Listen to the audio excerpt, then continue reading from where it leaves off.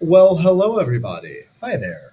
RedOx lecture number 5. We're going to hit up spontaneous reactions today. And we're going to be using that activity series, Table J, again. This kind of reference table has come back to us 3 or 4 times this year. We did it with acids and bases. What else did we do it with? Ooh, good question. Definitely acids and bases. We decided which metals would react with acid. Yes, we did. And now we're going to be using it to decide if a single replacement reaction is going to be spontaneous or not. Will it go all by itself, or does it need a nudge? Yeah, exactly. So here's some of the uses of the activity series. It lists metals based upon their reactivity. So the most active metals are up at the top. The least active are down at the bottom. So it's really, really kind of simple. You might notice that H2 is in here towards the bottom. That's only for comparison against acids, metals versus acids. So it's in there so you know if a metal is going to react with acid or not. But that's not this unit. We really don't ever mess with the non-metal side, right? No, very rarely. I think very once rarely. they mentioned it once as a part 1 question. But so here's how it works. Ready? The metal above is always more reactive. So you're going to be given 2 metals. You find them on there. The one that's higher is the most reactive. Exactly. That's really it. Mm-hmm.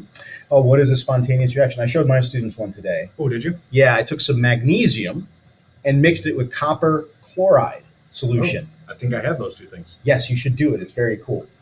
Oh, remind me. Mm-hmm. And so I showed a spontaneous reaction, and it went forward without any additional energy. It just goes. It's like a chemical reaction you're familiar with. You mix these 2 things, and that stuff starts showing up. Right. But so for the practical purposes for us, we have a single replacement reaction. You're going to have this lone metal and this compound. Mm-hmm. And the rule is if the lone metal is above the metal in the compound that we're seeing, then it is spontaneous. Exactly. So there, you're right. It's that simple. And the way it works is that lone metal is more active than the one that's in the compound. So it's going to kick that one out and say, hey, I want those anions instead of yous. Get out of here. Right. Non-spontaneous is the opposite. It's a reaction that will not happen by itself. It needs energy to go forward. Mm-hmm. And what we end up finding that is that lone metal that's by itself is actually below the metal that's bonded in the compound on the chart J. Yep. And if you mix those 2 situations together, nothing's going to happen. No reaction. Right. Because you have to put in energy to make it go. And so we just discussed now how to do this. Mm-hmm. Let's do a few examples and we'll see. I'll do 3, you'll do 3? Okay. Cool. Who, you want to start or me? It's up to you. It doesn't. I'll start. Okay. Cool. So complete the products of the reactions that are spontaneous. If the reactivities indicate the reaction is non-spontaneous, write no So reaction. first, we got Zn plus lead chloride. Can you identify the 2 metals for us? Excellent. Now, using table J, can we find them?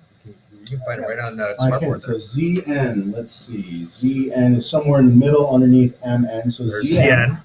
And then where's Pb, above it or below it? Pb is down below. So zinc is more reactive than lead. And by rule, if the lone element or the lone metal is more reactive than the one that's bonded, it is spontaneous and will go. Mm-hmm. So we can go ahead and do the single replacement reaction because we found out that Zn is above Pb.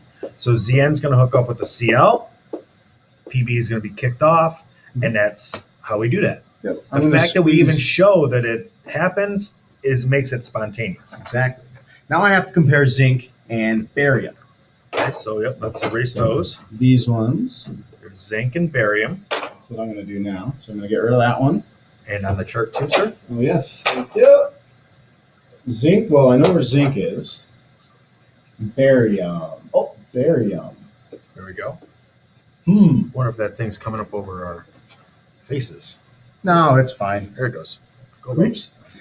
So barium, we find out, is more active than zinc, which means it wants to be in a compound more than zinc does. This is the second scenario where we are non-spontaneous, so you don't have to fill in anything here at all.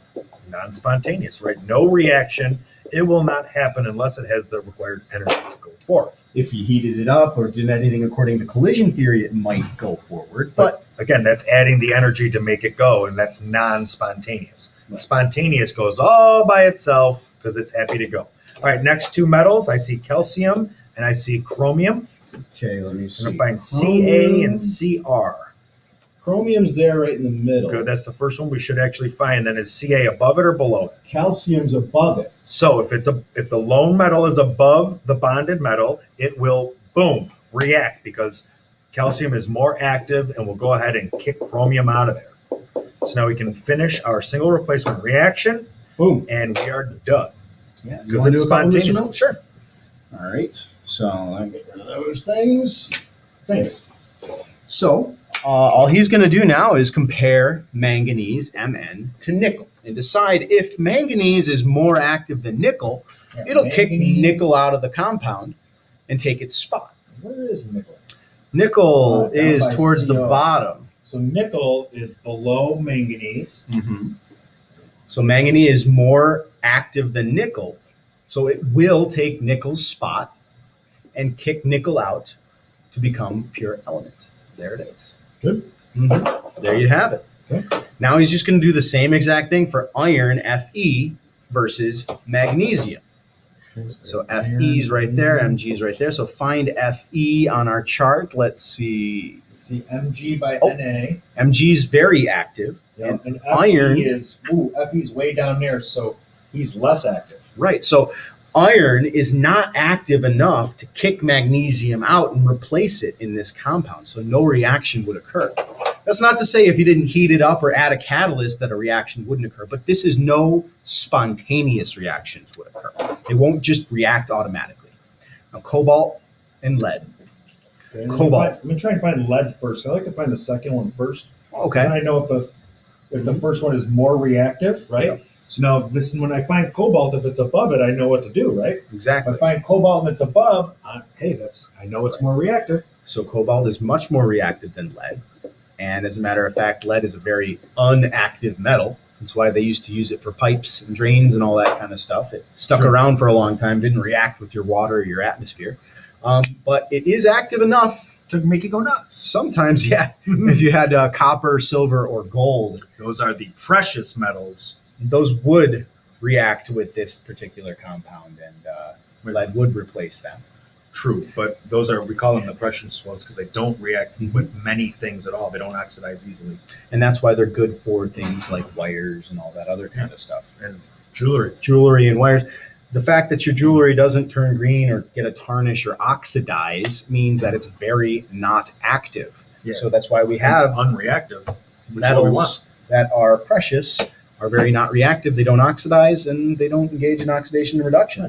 They won't go through It's single not just that replacement they're reactions. rare; it's that they actually last a long time. Oh, absolutely. So And guess what?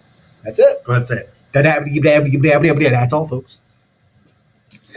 See you later. Discard my annotations. Let's see if we can finish this.